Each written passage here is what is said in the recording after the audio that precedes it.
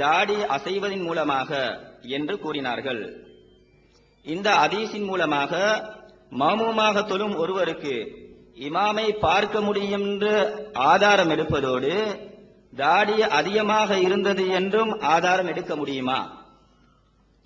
நபி ஸல்லல்லாஹு அலைஹி வஸல்லம் அவர்கள் அதிகமாக தாடி வைத்துள்ளார்கள், அதிகமாக வைக்கும்படியும் சொல்லியுள்ளார்கள்.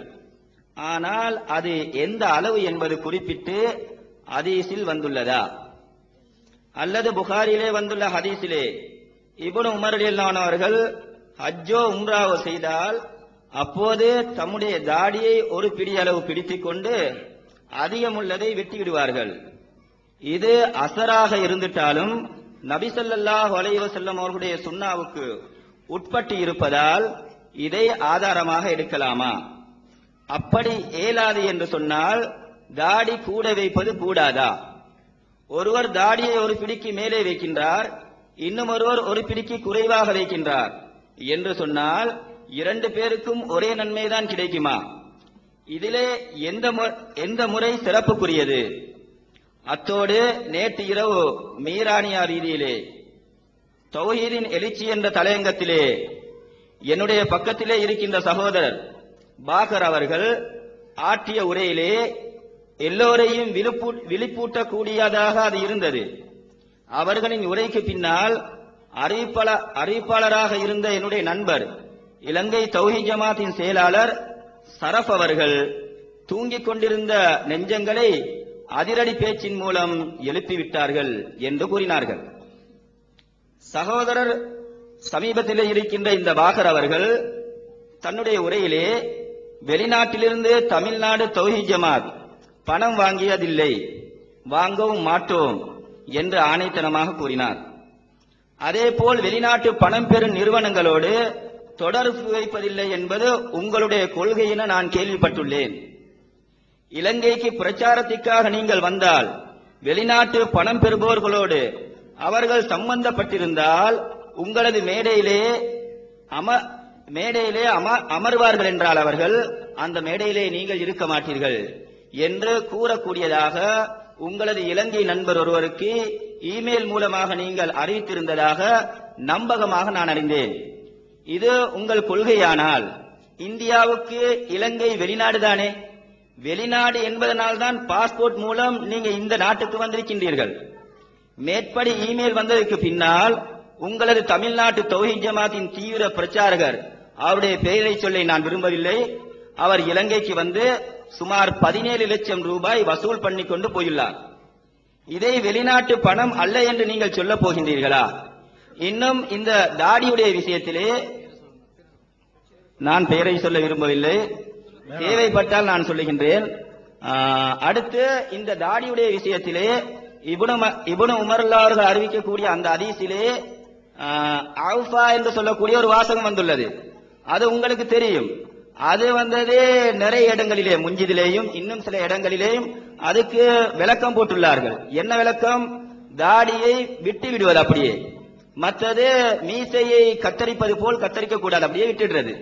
இப்ப இந்த விஷயங்கள் எல்லாம் முன்வைத்து அழகான ஒரு தீர்மானத்தை நீங்கள் சொன்னால் என்னை போன்ற நூற்றுக்கணக்கான மக்களுக்கு மிகப்பெரிய பிரயோசனமாக இருக்கும் என்று கேட்டுக்கொண்டு எனக்கு இவ்வளவு நேரம் தந்த பாகர் அவர்களுக்கும் நன்றி கூறி விடைபெறுகின்றேன். அஸ்ஸலாமு அலைக்கும்.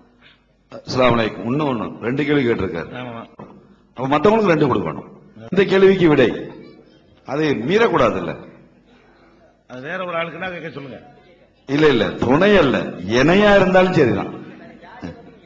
தாடியை பத்தி ஆனா அந்த இன்னொரு கேள்வி யாராவது கேளுங்க, யாராவது கண்டிப்பா கேளுங்க, ஏன்னா அதுக்கு பதில் இருக்கு.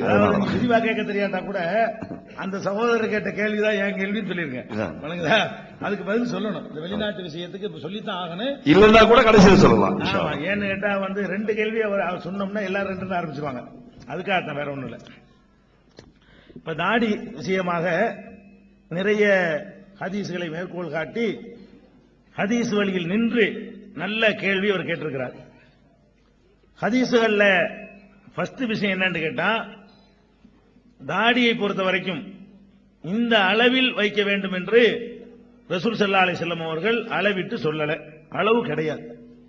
அது 1 முழம் இருக்க வேண்டும் என்றோ ஒரு ஜான் இருக்க வேண்டும் என்றோ ஒரு பிடி இருக்க வேண்டும் என்றோ இப்படி லிமிட் ஏதாவது ரசூல் ஸல்லல்லாஹு அலைஹி வஸல்லம் சொல்லி இருக்கிறாங்களா?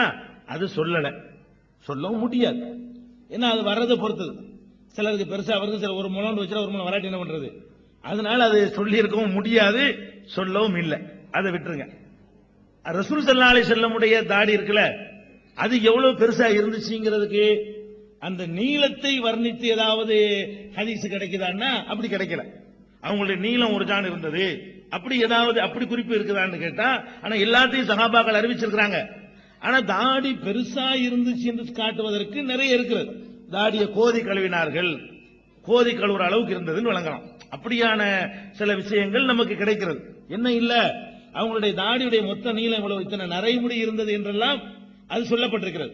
தாடியில இவ்வளவு நரமுடி இருக்கும், தலைமுடியில இவ்வளவு நரமுடி இருக்கும், பல்லு இப்படி இருக்கும், வாய் இப்படி இருக்கும், இப்படி எல்லாம் ரசூல் ஸல்லல்லாஹு அலைஹி வஸல்லமுடைய அங்க அவயவங்களை வர்ணிக்கக்கூடிய ஷமாயில்கள்ல கூட தாடியுடைய மொத்த நீளம் இவ்வளவு, இத்தனை இன்ச்சுக்கு இருந்தது, இத்தனை அடியில இத்தனை மில்லி மீட்டர் இருந்தது, சென்டிமீட்டர் இருந்தது, இத்தனை கோதுமை அளவுல அந்த காலத்துல பேசுவாங்க, இத்தனை கோதுமை அளவுக்கு இருந்துச்சுன்னு சொல்லி பேசுவாங்க, இத்தனை கோதுமை அளவுக்கு அது இருந்தது அப்படிங்கிற மாதிரி எல்லாம் சொல்லப்பட்டிருக்குதான்னு கேட்டா அதுவும் சொல்லப்படல. அப்ப ரசூலுல்லாஹ்வுடைய தாடி பெருசா இருந்துச்சுன்னு வழங்கலாமே தவிர அது எவ்வளவு இருந்துச்சுன்னு சொல்லல. என்ன அளவுக்கு வைக்கணும்னு அவங்களுடைய சொல்லும் நமக்கு கிடைக்கல, சொல்லும் கிடைக்கல, அவங்களுடைய தாடி எவ்வளவு இருந்துச்சுங்கிறதும் கிடைக்கவில்லை. என்ன கிடைக்கிறது என்று சொன்னால், தாடி வைக்குமாறு வலியுறுத்தி இருக்கிறார்கள் இல்லையா, அது நிறைய கிடைக்கிறது ஹதீஸ். சில ஹதீஸ்ல அருகு இர்ஹா, அதாவது தாடியை தொங்க விடுங்கிற அர்த்தம். யஃபானா நிறைவாக வையுங்கள், தாடியை நிறைவா வையுங்கள் அப்படிங்கிற ஒரு வாசகம். இப்படி எல்லாம் ஒரு வாசகங்களை கொண்ட ஹதீஸ் வருதே தவிர அதுல என்ன வரல, அளவு சொல்லப்படவில்லை. இந்த தாடியை நிறைவாக வையுங்கள் வருத, இதை நம்ம எப்படி புரிந்து கொள்வது? நிறைவாக வைப்பது என்று சொன்னால் அது பரப்பளவை குறித்து நிறைவு என்று சொல்வதா, அல்லது அதனுடைய நீளத்தை குறித்து நிறைவு என்று சொல்வதா? நிறைவு என்று சொன்னா தாடியுடைய பரப்பளவு என்ன, இதுதான். இதுல இப்படி ஒதுக்கிட்டு இப்படி வைக்கிறாருன்னு வைங்க, பாதி இடத்த தாடியுடைய இடத்தை அவர் எடுத்துட்டார், நிறைவா வைக்கல. நிறைவு ஒன்று சொன்னா முக நிறைய தாடி வச்சிருக்கிறதுன்னு சொல்றோம்ல, முக நிறைய என்ன அர்த்தம்? அந்த பிரெஞ்சு தாடி மாதிரி வைக்காம, இப்படி ஓரத்துல ஈட்டி மாதிரி வைக்காம, தாடி எங்கெல்லாம் வருதோ அங்க எல்லாம் இருந்தால் அது நிறைவு அப்படின்னு அதுக்கு அர்த்தம் கொடுக்கலாம். நிறைவு ஒன்று சொன்னா இதுதான் நிறைவு, எவ்வளவு வந்தாலும் விட்டுடலாம், அதுதான் நிறைவு என்றும் அர்த்தமும் கொடுக்கலாம் அந்த வார்த்தைக்கு. அந்த வார்த்தையுடைய அர்த்த பிரகாரம் நிறைவாக வையுங்கள் என்று சொன்னால் அது எங்க எல்லாம் அகலம் பரப்பளவுன்னு சொல்றது இருக்கு இல்லையா, பரப்பளவுல நிறைவு என்று எடுத்துக்கொள்வதா அல்லது அதனுடைய நீளத்தில் நிறைவு என்று எடுத்துக்கொள்வதா, ரெண்டுக்கும் அந்த வார்த்தை இடம் தரும். முதல்ல விளங்கிக்கணும். அதன் நிலையில விட்டு விடுங்கள், உத்துருக்கு என்ற அர்த்தம் சிலதுல போட்டிருப்பார்கள். உத்துருக்குங்கிற வார்த்தையை எடுத்துக்கொண்டாலும் கூட அந்த அர்த்தம் உள்ளதுதான், பரப்பளவையும் குறிக்கும் நீளத்தையும் குறிக்கும். அதுக்கு உதாரணம் புரிந்து கொள்வதற்காக சொல்வதாக இருந்தா இன்னும் ஒரு ஹதீஸை கூட சொல்லலாம். ஒரு பையன், ஒரு சிறுவனுக்கு பாதி தலையை சிரைச்சி பாதி தலையை சிரைக்காம விட்டுருக்காங்க. அத பாதி தலையை மட்டும், பாதினா இப்படி பாதியா இப்படி பாதியான்னு தெரியல, ஏதோ தலையில ஒரு பகுதியை வலிச்சுவிட்டு ஒரு பகுதியில மட்டும் முடி இருக்கிறது, இந்த குடுமி வைப்பாங்க இப்படி, அப்படி இருந்திருக்கலாம்.